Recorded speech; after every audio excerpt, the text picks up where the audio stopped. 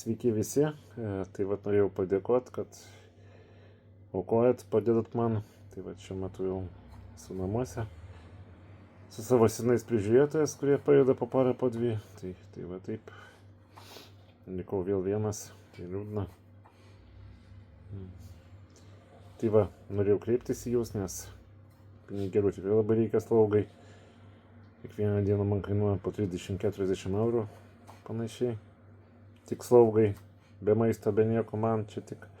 O dar tos žmonės reikia ir pamaitinti, ir duoti, padėti jiems šiek tiek. Tai va tokia situacija, norėjau kreiptis, padėkoti nuoširdžiai jums.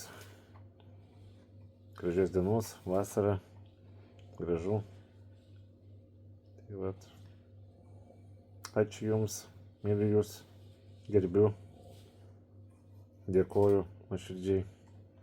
Paskambinkit man, parašykit, klauskit, nesidrovėkit.